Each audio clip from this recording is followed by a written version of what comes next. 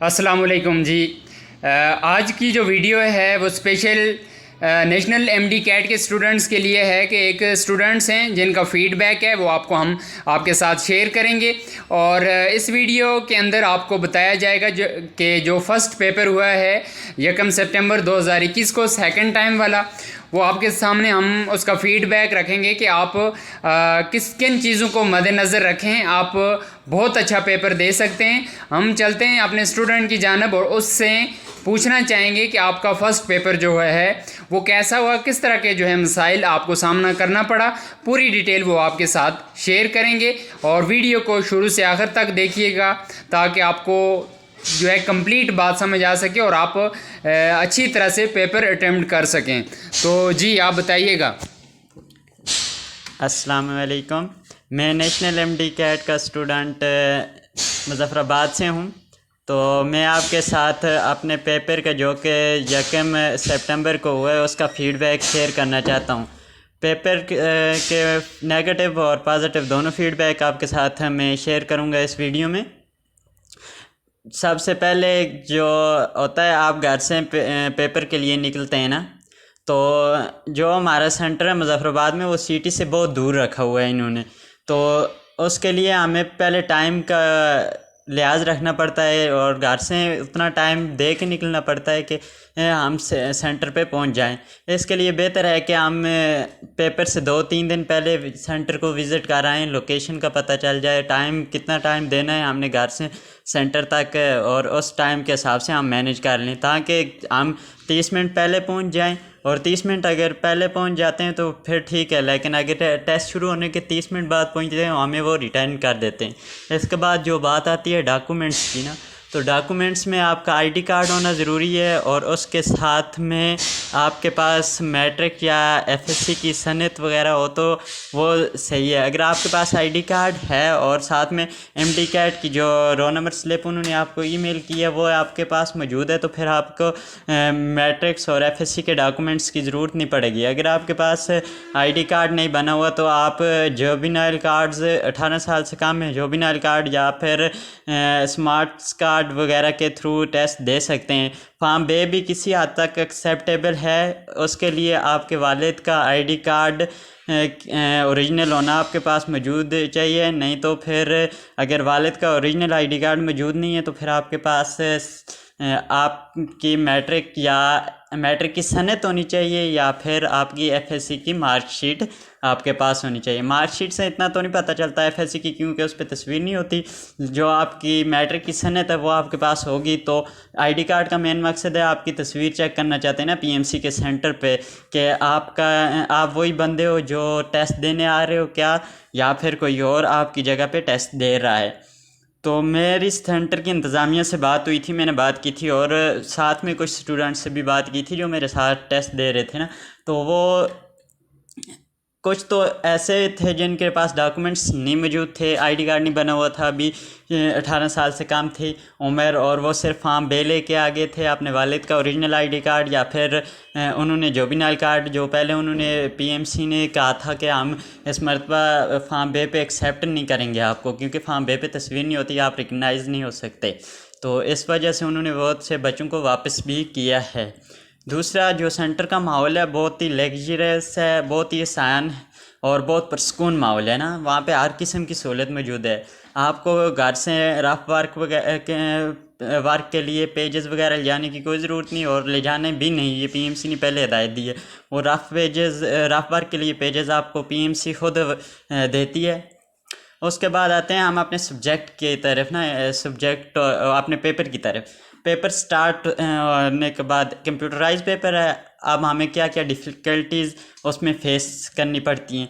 पहले जो हमारा बायो का सेक्शन होता है, अब बायो के पेपर उन्होंने रैंडमली सिलेक्ट किया थे, या तो डिफरेंट सोर्सेज से उठाए थे, डिफरेंट वेबसाइट्स या कहीं डिफरेंट टीचर्स ने बनाए थे उनके पेपर, और वो बिल तरतीब नहीं थे, रैंडमली अरेंज किए हुए थे उन्होंने पेपर्स के एमसीक्यूज़ को। और पेपर्स ऐसे भी बनाया गया था कि पेपर्स में जो इम्पॉर्टेंट टॉपिक हैं, बायोलॉजी में हम देख सकते हैं बायोलॉजिकल मॉलिक्यूल, फोटोसिंथेसिस, उसके बाद बायोएनर्जेटिक्स वगैरह के आ जाते हैं टॉपिक्स, एनिमिलिया और प्लांटिया को हम निगलेक्ट कर देते हैं ना, तो अब मोस्टली बायो मालिक्यूल्स और बायो एनर्जेटिक्स वाले जो थे उसमें से कम एमसीक्यूज दिए हुए थे जो एनिमिलिया और प्लांटिया था। प्लांटिया इस मरतबा सिलेबस में मौजूद नहीं, लेकिन उसमें से भी एमसीक्यूज उन्होंने डाले हुए थे। ये आप उनके प्रैक्टिस एमसीक्यूज में भी जो पेड प्रैक्टिस टेस्ट दिए हुए हैं उन्होंने, उसमें भी आप देख सकते हैं प्लांटिया के टेस्ट 2 में 2 एमसीक्यूज डाले हुए हैं, टेस्ट 1 में 1 एमसीक्यूज है, और इसी तरह आगे जो टेस्ट 3 अप टू 36 है उनमें भी ऐसे ही प्लांटिया वाले में से थोड़ा बहुत डाला हुआ है उन्होंने। लेकिन एनिमिलिया में 3 एमसीक्यूज 4 एमसीक्यूज प्रैक्टिस टेस्ट में डाले हुए हैं, और उधर भी एनिमिलिया वाले चैप्टर में से दिए हुए थे एमसीक्यू। उसके बाद बात करते हैं केमिस्ट्री की। तो केमिस्ट्री में एज इट इज़ कोई मुश्किल बात नहीं थी। ऑक्सीडेशन वाले तो इतने नहीं दिए हुए थे, लेकिन ज़्यादातर बुक के लिए एंडिंग दी हुई थी। अब बायो में फेडरल बुक को उन्होंने फेवर दिया हुआ था, पता है, फेडरल बुक से उन्होंने बहुत सी चीज़ें डाली हुई थी। अब आपके पास अगर टाइम है तो डिफरेंट सोर्सेस हैं, आप देख लें टॉपिक। जैसे हम बायो की बात करते हैं एड्स वाले टॉपिक की, उसमें HIV की 2 टाइप्स होती हैं ना, HIV-1 और HIV-2। उसी के साथ चैम्पियन के अंदर जो होता है SVI होता है ना, तो उसी के से रिलेटिव MCQs दिया था कि SVI-2 किससे रिलेटिव होगा। HVI-1 रिलेटिव है SVI-1 से, HVI-2 रिलेटिव है SVI-2, तो उन्होंने फिर आगे SVI-2 का पूछा हुआ था। तो ये MCQs हमारे स्कोप से बाहर है। मैं भी ये फेडरल की बुक में भी तो नहीं दिया हुआ, मैंने फेडरल की बुक भी देखी है, लेकिन ये BS की बुक्स में मौजूद हो सकता है, तो ये नहीं कह सकते कहाँ से आया है। यहाँ पे कुछ MCQs ऐसे भी आ जाते हैं जो आपकी लक डिपेंडेंट आ जाते हैं ना, कि आपकी लक है कि आपको इजी मिल जाएं या फिर डिफ़िकल्ट मिल जाएं, ये कुछ नहीं कह सकते।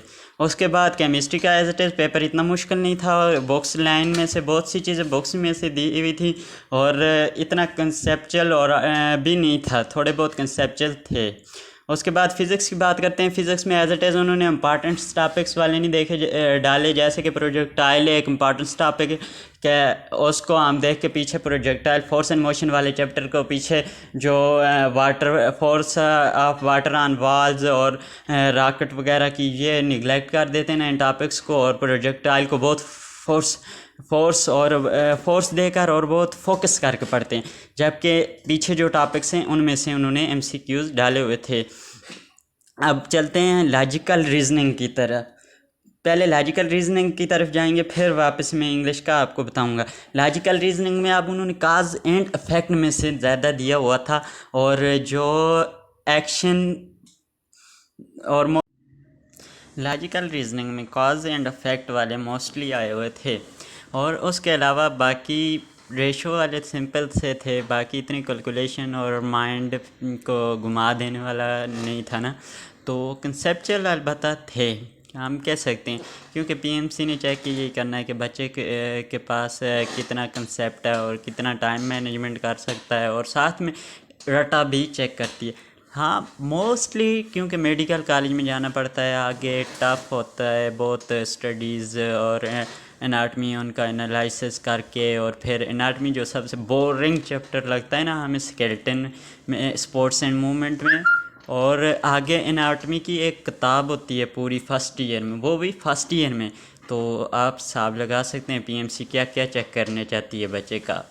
तो PMC ने चेक करना होता है बच्चे की तमाम एबिलिटीज़, तो इसलिए PMC ने लॉजिकल रीजनिंग में थोड़े बहुत कंसेप्चुअल दिए थे, लेकिन उस हिसाब से कंसेप्चुअल नहीं दिए थे ना। तो आपने प्रैक्टिस टेस्ट देखे, मोस्टली प्रैक्टिस टेस्ट ये ही तरह थे, प्रैक्टिस टेस्ट ही में से थे। उसके अलावा इंग्लिश की बात करते हैं, वकैब इतनी हार्ड एंड टफ अकेडमीज़ वाले हमें वकैब करवाते हैं ना। आप किसी अकेडमीज़ को देख लें, स्टार्स किप्स 200-300 वर्ड्स, कभी कभी तो 400 वर्ड्स भी याद करो, उसके सिनोनिम्स, एंटोनिम्स और पता नहीं क्या क्या। ये तो 3-4 हज़ार वर्ड्स हमें याद करवाने पे बैठा देते हैं, जिसकी वजह से टाइम निकल जाता है। और उसी तरह फ़िज़िक्स में देखें, इतने वो न्यूमेरिकल में इतने फार्मूले बनवाते हैं ना कि असली फार्मूला जो होता है वो हमारे जहन से ही निकल जाता है ना। तो इसलिए इंग्लिश में इतना हार्ड नहीं आया था। उसके बाद स्पेलिंग में मिस्टेक के कुछ क्वेश्चन आए थे, उसके बाद सेंटेंस करेक्शन के कुछ क्वेश्चन आए थे, इतने नहीं थे हार्ड और इतना टफ नहीं था। पिछले साल आप लोगों ने देखा होगा, पिछले साल का पेपर 2020 का, वो सेम उसी में से थे, उसमें से तो नहीं थे लेकिन उसी तरह का था, इतना हार्ड एंड टफ इंग्लिश का नहीं था। तो उसके बाद एक मज़े की बात है जो आखिर पर मैं बताना चाहता हूँ, जो जिन बच्चों ने सेल्फ स्टडी की है, और सेल्फ स्टडी ऐसी कि बुक को फोकस करके उसकी हर वर्ड, मतलब जो पीएमसी के टॉपिक्स हैं उससे रिलेटिव हर चीज़ कंसेप्ट आपने क्लियर किए हैं, तो वो कभी भी मार नहीं खाएगा ना, वो तो आसानी से कर लेगा। और मैं कहता हूँ कि जिसने सेल्फ स्टडी की है वो बच्चा जो एकेडमीज़ लगा रहा है, एकेडमीज़ में तो एक तो रूटीन इतनी टफ़ कर देते हैं कि आप एकेडमीज़ जाओ वापस आओ, तो फिर उन्हीं का काम करना होता है, आपके पास सेल्फ स्टडी और प्रैक्टिस का टाइम नहीं रहता। तो सेल्फ स्टडी जिस बच्चे ने की है, घर पे बैठ के तैयारी की है, वो और एकेडमीज़ वाले से ज़्यादा नंबर ले सकता है अगर उसने फोकस करके और बुक की लाइनें पढ़ी हैं। तो इसी के साथ मुझे इजाज़त दीजिए ना। तो मेन चीज़ मैं भूल गया, आपने अगर इस चैनल को सब्सक्राइब नहीं किया तो सब्सक्राइब कर लें, साथ में बेल जो घंटी का निशान सा बना हुआ है उसको भी दबा दें, ताकि तमाम नोटिफिकेशन आपको वक्त पर मिल सकें और तमाम एजुकेशन अपडेट्स आपके साथ ये शेयर करते रहें ना।